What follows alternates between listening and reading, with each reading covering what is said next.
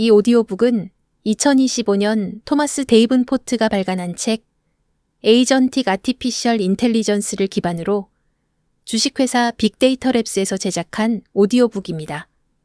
안녕하세요. 오늘 저희가 함께 깊이 파고 들어볼 주제는 바로 AI 에이전트 스케일링입니다. 네, 안녕하세요. 많은 조직에서 AI 에이전트, 이거 정말 가능성 있겠다는 파일럿 프로젝트는 꽤 하는데요.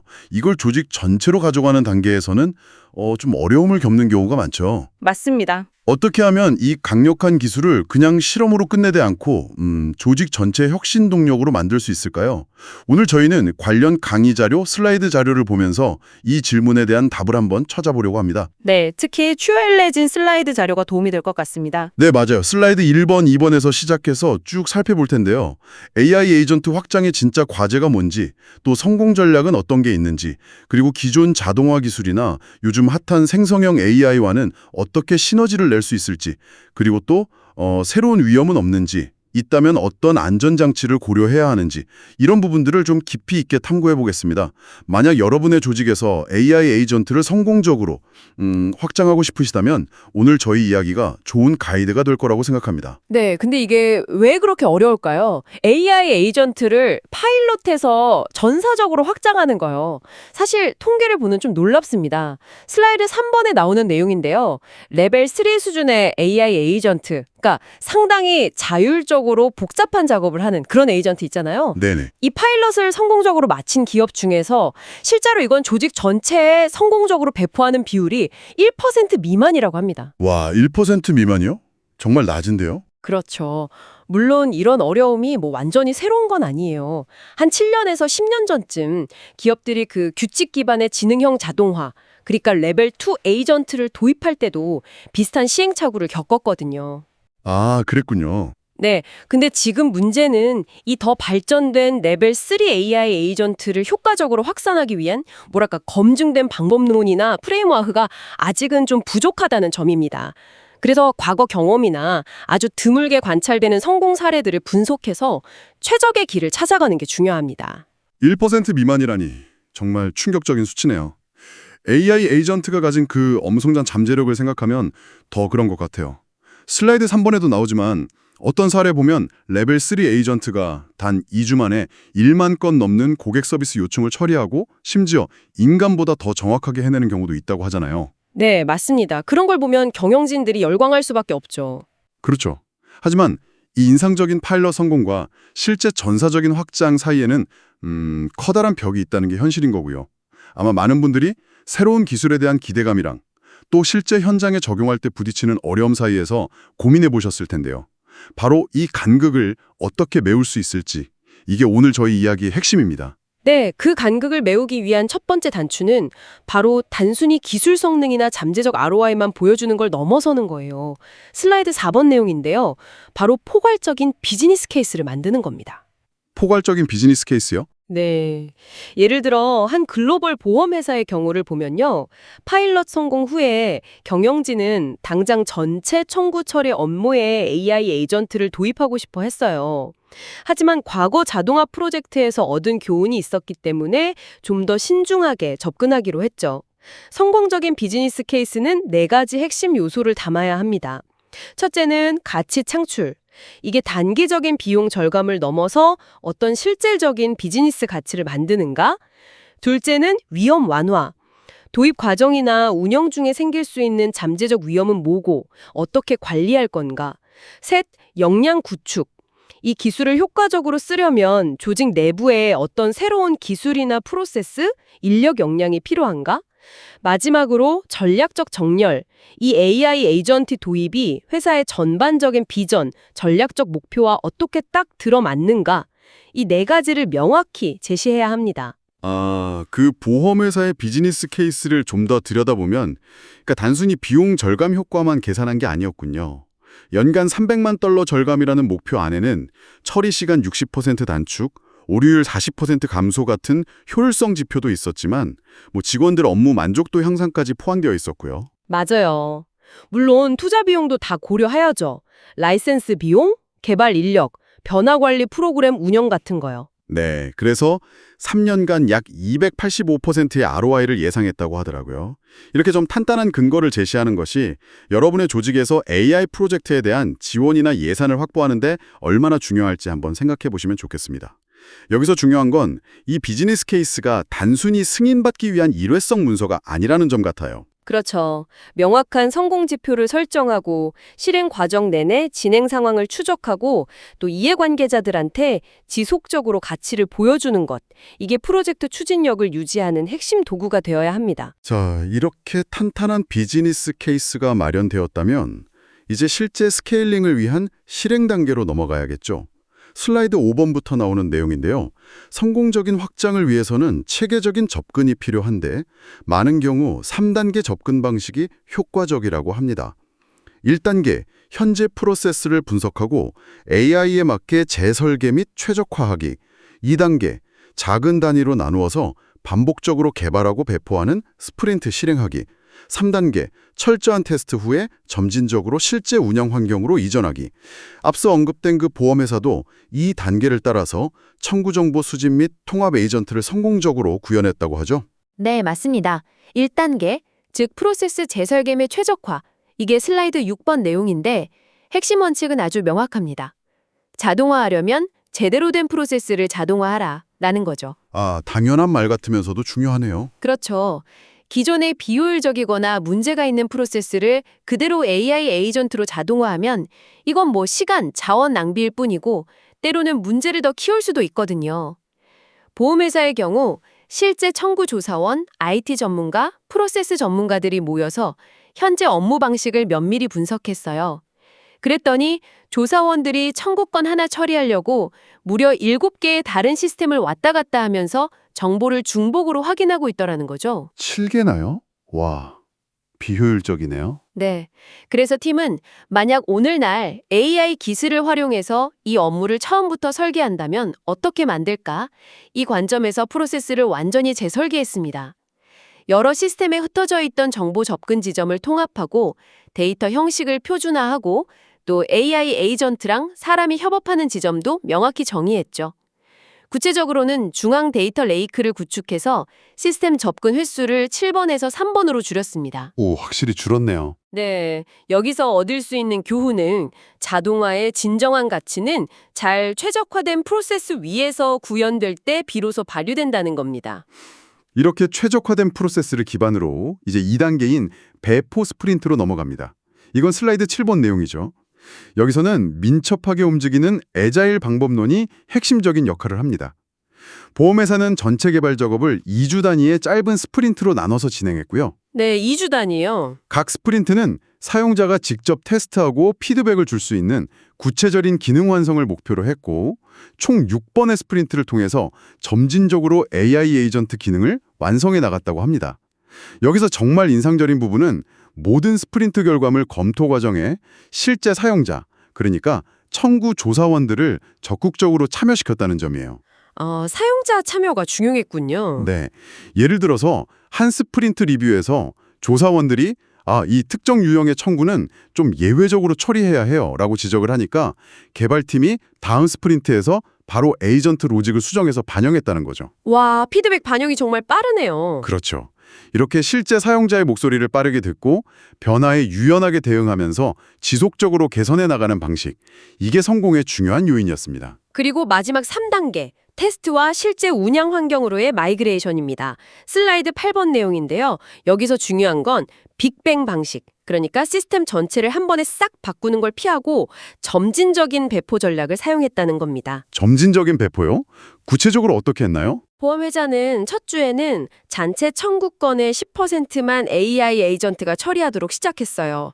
그리고 점점 그 비율을 늘려서 2주 차에는 25%, 3주 차에는 50%, 4주 차에는 75%, 그리고 5주 차가 되어서야 100% 완전 가동에 들어갔습니다. 굉장히 신중하게 접근했네요. 왜 그렇게 했을까요? 바로 신뢰 구축과 위험 관리 때문입니다. 사용자들은 새로운 시스템에 점진적으로 적응할 시간이 필요하고 또 혹시 예상치 못한 문제가 발생하더라도 그 영향을 최소화할 수 있거든요. 실제로 당시 프로젝트에 참여했던 한 선임 조사원은 이렇게 말했대요. 처음에는 AI 에이전트가 처리한 모든 것을 다시 확인했어요. 그런데 몇 주 지나지 않아서 제가 직접 데이터를 모으는 것보다 에이전트를 더 신뢰하게 되었습니다. 오, 사용자의 신뢰를 얻는 게 중요했군요. 네, 그렇죠. 이게 변화 관리의 기본 원칙하고도 딱 맞아요. 파일럿 테스트하고 단계별로 실행하고 초기 성공 사례를 통해서 사용자 저항을 줄이는 거죠. 그리고 또 다른 팀 리드의 말도 기억에 남아요. 이 AI 에이전트들은 우리 일자리를 빼앗는 게 아니에요. 오히려 우리가 정말 해야 할 일, 더 중요하고 전략적인 업무에 집중할 수 있도록 마침내 도와주고 있는 겁니다. 라고요. 네, 아주 중요한 포인트죠.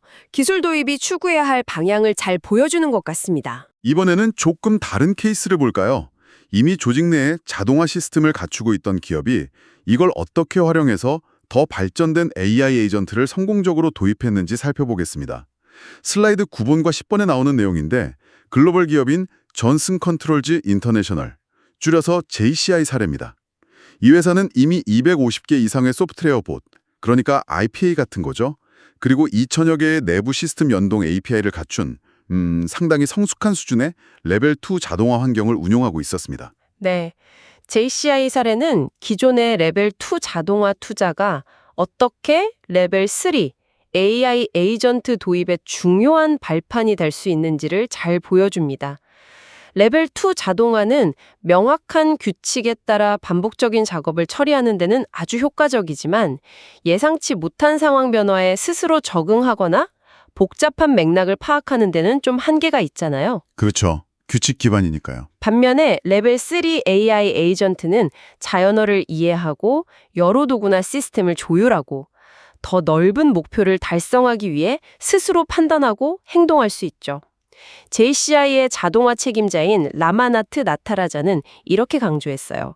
우리는 개별 작업을 자동화하는 단계를 넘어서 전체 업무 흐름, 즉 워크플로우를 조율하고 최적화할 수 있는 에이전트로 나아가고 있습니다. 라고요. 아, 개별 작업 자동화에서 전체 워크플로우 조율로 넘어가는 거군요. 네, 여기서 주목할 점은 레벨 3가 완전히 레벨 2를 완전히 대체하는 게 아니라는 거예요. 기존의 레벨 2 자동화 도구들을 활용하고 서로 연결함으로써 더 큰 시너지를 창출한다는 거죠. 뭐랄까, 오케스트라의 지휘자처럼요. 개별 악기, 즉 자동화 도구들의 연주를 조화롭게 이끌어서 더 풍성한 음악, 즉 비즈니스 가치를 만들어내는 것에 비유할 수 있습니다.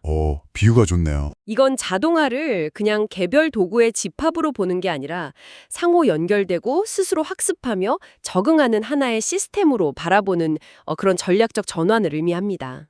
그럼 JCI는 어떻게 시작했나요? 처음부터 모든 걸 바꾸려고 하진 않았을 것 같은데요. 슬라이드 10번을 보면요. 맞습니다. 점진적으로 접근했죠. 네, 예외 상황을 처리하거나 좀 미묘한 판단이 필요한 특정 업무 영역처럼 AI 에이전트가 명확한 가치를 더할 수 있는 부분부터 시작했습니다. 예를 들어 복잡한 고객 문의에 대응하거나 공급망의 예상치 못한 변수를 관리하는 그런 영역들이죠. 네, 그렇죠. 이를 통해서 AI 에이전트의 효과를 점진적으로 입증하고 조직 내 신뢰를 쌓으면서 더 넓은 범위로 확장할 수 있는 기반을 마련했습니다.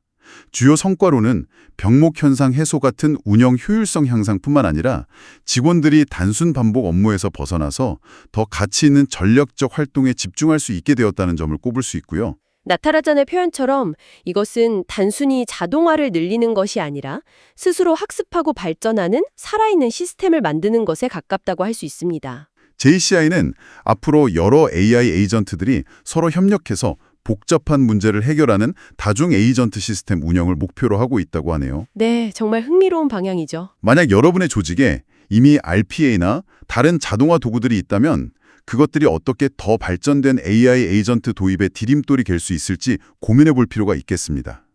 자, 이제 많은 분들이 궁금해하실 주제로 넘어가 보죠. 슬라이드 11번부터 13번까지 내용인데요. 바로 요즘 가장 뜨거운 두 AI 기술, 생성형 AI와 AI 에이전트를 어떻게 함께 활용해서 시너지를 낼 수 있을지에 대한 이야기입니다. 아, 이거 정말 관심 많은 주제죠. 한 글로벌 제조회사의 경영회의 장면을 상상해 볼게요. CTO는 복잡한 프로세스 자동화를 위해 AI 에이전트 구축을 강력히 주장하고 혁신 책임자는 직원들의 창의성과 생산성을 높이기 위해 생성형 AI 도구를 도입해야 한다고 맞서는 거죠. 겉보기에는 좀 상충되는 것 같네요. 그렇죠. 언뜻 보면 서로 다른 방향을 가리키는 것 같아요. 하지만 이 회사 최고 성과자 중 한 명인 데보라의 사례는 이 둘이 어떻게 환상적인 조화를 이룰 수 있는지를 보여줍니다. 슬라이드 11번에요. 데보라 사례, 궁금한데요? 데보라는 AI 에이전트를 활용해서 회의 일정 조율, 후속 조치 알림, 영업 파이프라인 업데이트 같은 시간 많이 뺏는 반복 업무를 자동화했어요. 네, 그런 잡모들이 많죠. 그리고 이렇게 확보한 귀중한 시간을 활용해서 생성형 AI의 도움을 받아 고객별로 맞춤화된 설득력 있는 제안서를 작성하고 더 효과적인 커뮤니케이션을 수행했죠. 그녀는 AI 덕분에 마침내 늘 하고 싶었던 일, 즉 고객과의 관계 구축이나 새로운 전략 구상 같은 더 본질적인 일에 집중할 수 있게 되었다고 말합니다. 와, 정말 이상적인 활용 사례네요. 그렇죠. 그렇다면 이 두 기술의 결합은 무엇을 의미할까요? 바로 엄청난 시너지 효과입니다. AI 에이전트로 효율성을 극대화하고 생성형 AI로 인간의 잠재력을 끌어올리는 것. 두 마리 토끼를 동시에 잡는 게 가능해진다는 뜻이죠. 그렇습니다. 중요한 것은 이 두 기술의 역할을 명확히 이해하고 각자의 강점을 살려서 상호 보완적으로 활용하는 전략입니다. 슬라이드 12번, 13번 내용인데요. 생성형 AI는 주로 인간의 역량을 강화하는 데 초점을 맞춥니다. 예를 들어 창의적인 아이디어를 구체화하거나 보고서 초안을 작성하거나 개인화된 마케팅 문구를 생성하는 등 인간의 지적 활동이나 창의적인 작업을 보조하고 증폭시키는 역할을 하죠. 네, 인간을 돕는 역할. 반면에 AI 에이전트는 복잡하고 반복적이며 때로는 오류에 민감한 작업들을 자동화하는 데 특화되어 있습니다. 여러 시스템에 걸쳐 있는 데이터 수집, 송장 처리, 물류 배송 최적화, 규정 준수 여부 검사 같은 업무들이 대표적이죠. 아, 역할이 명확히 다르군요. 네, 즉 AI 에이전트가 일을 처리해주면 직원들은 생성형 AI의 도움으로 확보한 시간과 에너지로 더 나은 일, 더 중요한 일에 집중할 수 있게 되는 겁니다. 이런 통합을 성공적으로 이끌기 위한 세 가지 핵심 전략을 슬라이드 13번에서 제시하고 있는데요. 첫째, 생성형 AI로 인간 역량 강화하기. 직원들이 생성형 AI 도구를 활용해서 창의적이고 전략적인 작업에 더 많은 시간을 쓰도록 지원하고 교육해야 합니다. 둘째는 AI 에이전트로 확장성 확보하기. 네. 조직 차원에서 반복적이고 복잡한 프로세스를 발굴해서 AI 에이전트로 자동화하는 노력이 필요하죠. 이때 파일럿 프로젝트를 통해 효과를 검증하고 점진적으로 확장하며 실제 업무를 수행하는 직원들을 에이전트 설계 과정에 참여시켜 현장의 목소리를 반영하는 게 중요하고요. 마지막으로 지속적인 학습 및 적응 문화 조성하기. 맞아요. AI 기술은 계속 발전하니까요. 직원들이 새로운 기술을 배우고 자기 업무에 효과적으로 통합할 수 있도록 지속적인 교육과 지원을 제공해야 합니다. 또 성공 사례를 공유하고 실험과 혁신을 장려하는 문화를 만드는 게 필수적입니다. 하지만 이렇게 강력하고 자율적인 AI 에이전트를 도입하는 데는 기존의 자동화 기술과는 다른 새로운 유형의 위험도 따릅니다. 슬라이드 14번부터 나오는 내용이죠. 현대 AI 에이전트는 스스로 학습하고 판단하며 행동하는 능력이 뛰어나기 때문에 때로는 우리가 예상하지 못한 방식으로 작동해서 위험을 초래할 수 있습니다. 첫 번째 위험은 모호한 목표 해석과 그로 인한 예측 불가능한 행동이라고 할 수 있겠네요.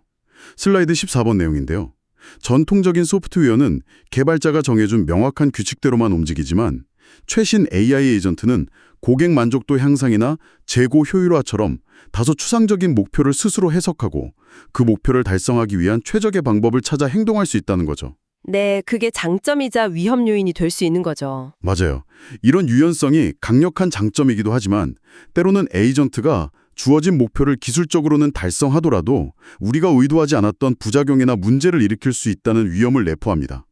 예를 들어 재고 회전율 최적화라는 목표를 부여받은 재고관리 에이전트가 있었는데 단기적인 회전율 수치를 높이기 위해서 곧 단종될 예정이거나 계절성이 강한 품목을 과도하게 주문하는 경우가 있었다고 해요. 아, 그런 문제가 생길 수 있군요. 네, 에이전트가 폐기 비용이나 장기적인 수요 예측 같은 더 넓은 비즈니스 맥락까지는 고려하지 못했기 때문이죠. 여기서 우리는 중요한 질문에 직면하게 됩니다. 어떻게 하면 AI 에이전트가 우리가 부여한 목표의 진짜 의도를 올바르게 이해하고 행동하도록 만들 수 있을까요? 쉬운 문제입니다. 그리고 두 번째 위험은 슬라이드 15번에 나오는 내용인데 AI 에이전트가 전례 없는 방식으로 현실 세계와 상호작용한다는 점입니다. 현실 세계와의 상호작용이요? 네, 이들은 단순히 데이터를 분석하거나 이메일을 보내는 수준을 넘어서 실제로 금융거래를 실행하거나 물류 시스템을 통해 상품을 주문하거나 심지어 공장의 로봇팔이나 생산 라인의 기계 설정을 직접 제어할 수도 있습니다. 와, 정말 많은 걸 할 수 있네요. 그렇죠. 한 제조기업의 사례를 보면 AI 에이전트가 생산 효율성을 높이기 위해 실시간으로 기계 설정을 미세하게 조정했어요.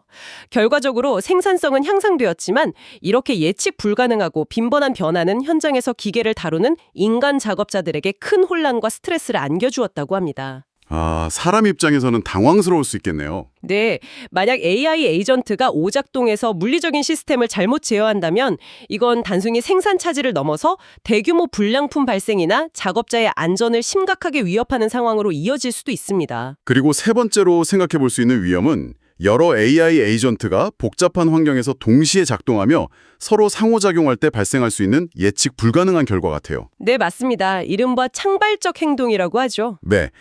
각기 다른 목표를 가진 여러 에이전트가 동일한 자원을 놓고 경쟁하거나 협력하는 과정에서 개별 에이전트의 행동만으로는 예측할 수 없었던 전혀 새로운 패턴의 행동이 나타날 수 있다는 거죠. 예를 들어 비용 절감을 목표로 하는 에이전트와 배송 속도 최적화를 목표로 하는 에이전트가 서로 충돌해서 오히려 전체 물류 시스템의 비효율을 초래하는 경우가 생길 수도 있겠고요. 그렇죠. 이런 문제들은 기존에는 경험하지 못했던 새로운 유형의 통제 및 관리 문제를 야기합니다. 그렇기 때문에 AI 에이전트 기술 자체를 개발하고 구현하는 것만큼이나 어쩌면 그 이상으로 강력한 안전장치와 거버넌스 프레임워크를 구축하는 것이 중요합니다. 슬라이드 16번 내용인데요. 네, 기술만으로는 절대 충분하지 않습니다. 실제로 많은 AI 에이전트 프로젝트가 기술적인 문제보다는 거버넌스, 즉 관리 체계나 변화 관리의 실패로 인해 좌초된다고 하잖아요. 맞아요. 너무 성급하게 도입하거나 직원들과의 소통이 부족하면 오히려 직원들의 불안감을 증폭시켜서 핵심 인재들이 떠나거나 AI 에이전트의 잘못된 판단으로 회사의 평판이 심각하게 손상되는 안타까운 사례도 발생합니다.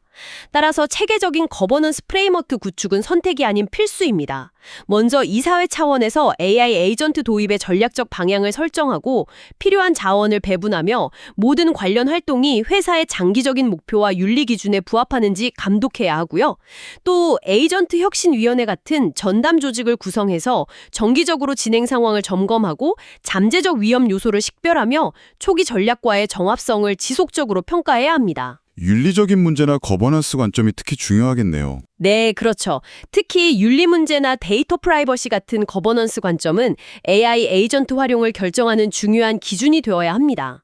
그리고 휴먼 인 더 룹, 즉 인간 참여형 루프 설계가 매우 중요합니다. 아, 인간이 계속 개입해야 한다는 거군요. 네, AI 에이전트가 아무리 뛰어나더라도 특히 도입 초기나 민감한 결정을 내릴 때는 반드시 인간의 검토와 승인을 거치도록 설계해야 합니다. 마치 아주 유능하지만 아직 경험이 부족한 신입사원을 다루듯이 세심한 감독과 지도가 필요한 거죠. 또 AI 에이전트가 특정 결정을 내린 이유를 투명하게 추적하고 설명할 수 있는 기능, 즉 결정 과정 추적, 디시전 트레일즈 기능을 갖추는 것도 신뢰를 쌓는 데 핵심적입니다. 거버넌스 체계와 더불어 AI 에이전트에게 정확한 목표와 명확한 행동 지침을 정의해주는 것도 매우 중요하겠어요. 슬라이드 17번 내용이죠. 마치 사람에게 상세한 직무기술서 조브 디스크립션을 주듯이 말이죠.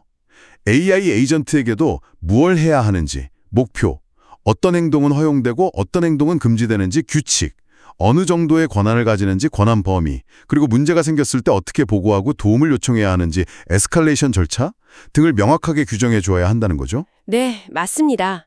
그리고 아무리 AI 에이전트가 자율적으로 작동하도록 설계되더라도 특히 금융거래나 의료진단처럼 위험도가 높은 영역에서는 최종적인 결정과 책임은 항상 인간이 져야 합니다. 동시에 우리는 AI 에이전트의 한계를 현실적으로 인식할 필요가 있을 것 같아요. 완벽한 통제는 불가능하고 인간처럼 때때로 실수를 할 수 있다는 점을 받아들여야 한다는 거죠. 그렇죠. 만약 특정 업무에서 단 하나의 오류도 용납될 수 없다면 스스로 판단하는 레벨 3 AI 에이전트보다는 정해진 규칙대로만 엄격하게 작동하는 레벨 1 또는 레벨 2 자동화 기술을 사용하는 것이 더 적합할 수 있습니다. 마지막으로 기술적인 관점에서의 보호 장치들도 반드시 마련되어야 합니다. 슬라이드 18번 내용인데요. 첫째는 복원력 설계입니다. 복원력이요? 네, 시스템 일부에 문제가 생기거나 네트워크 연결이 끊기는 등 예상치 못한 상황이 발생하더라도 전체 AI 에이전트 시스템이 치명적인 오류 없이 계속 작동하거나 안전하게 중단될 수 있도록 설계해야 합니다. 특정 지점에 문제가 생겼을 때 시스템 전체가 마비되는 걸 막기 위해 중요한 기능을 하는 에이전트에 대해서는 백업이나 대체 작동, failover 메커니즘을 마련하는 것이 중요하고요. 이를 위해 Tool Resilience Framework 같은 체계적인 접근법을 활용할 수 있습니다. 두 번째는 뭔가요? 둘째는 오류 처리 및 회로 차단기 Circuit Breakers 메커니즘입니다. 문제가 발생했을 때 이를 조기에 감지하고 이 문제가 다른 부분으로 연쇄적으로 퍼져나가는 것을 차단하며 시스템이 신속하게 정상 상태로 복구될 수 있도록 지원하는 기능이죠.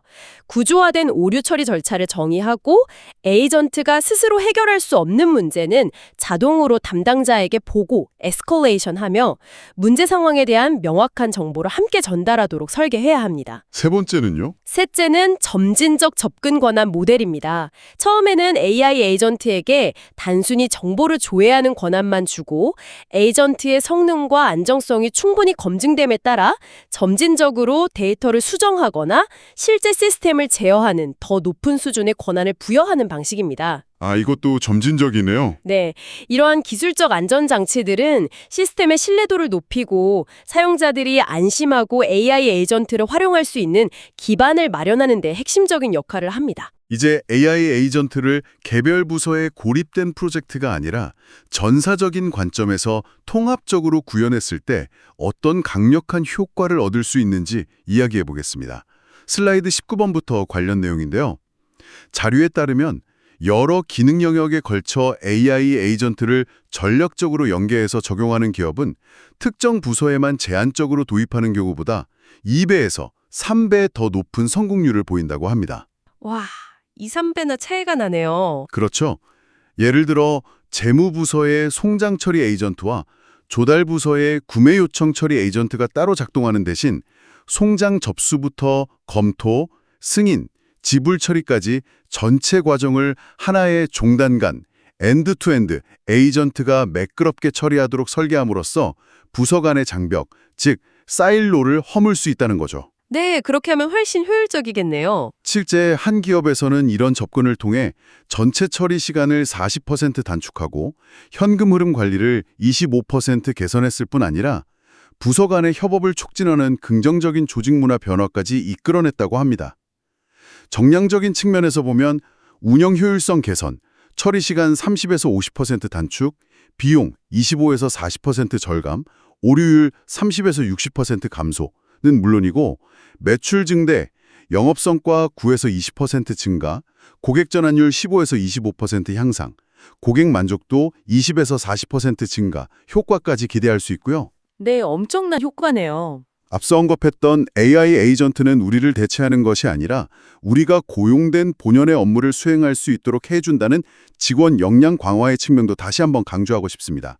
이러한 전사적 도입의 성공 여부를 제대로 측정하고 지속적으로 개선하기 위해서는 균형 성과표, 밸런스드 스코어카드 접근 방식이 매우 유용합니다.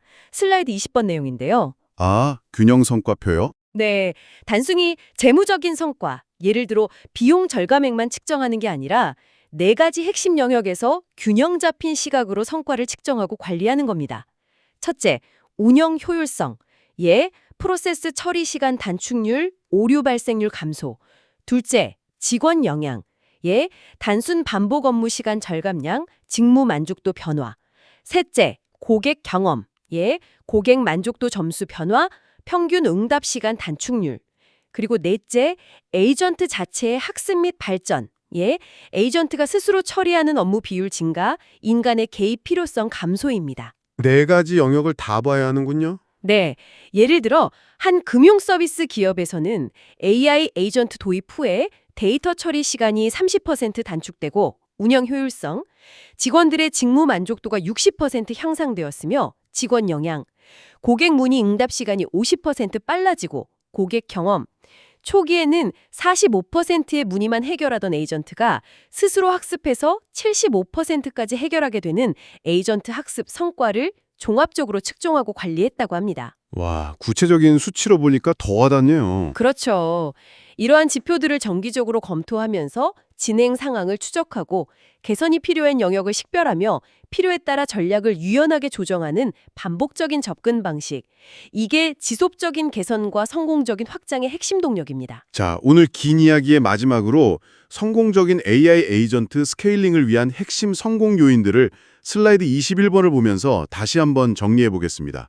첫째, 해결하고자 하는 명확한 비즈니스 문제, 즉 사용 사례를 정의하고 측정 가능한 성공 지표를 설정하는 것. 네, 목표 설정이 중요하죠. 둘째, 작게 시작해서 빠르게 배우는 파일럿 프로젝트를 통해 가치를 입증하고 학습 곡선을 관리하는 것. 점진적 접근. 셋째, AI 에이전트의 자율성이 높아지더라도 강력한 인간의 감독과 통제를 유지하는 것. 네, 거버넌스. 넷째, 기술 전문성과 조직 변화 관리 역량을 조화롭게 결합하는 것. 기술과 사람 모두 중요하고요. 다섯째, 단순 ROI를 넘어 가치, 위험, 필요 역량, 전략적 방향성을 모두 고려한 종합적인 비즈니스 케이스를 구축하는 것. 포괄적인 관점. 그리고 마지막 여섯째, 빠르게 변화하는 기술과 환경에 발맞춰 지속적으로 학습하고 적응하는 문화를 만드는 것입니다. 네, 학습 문화.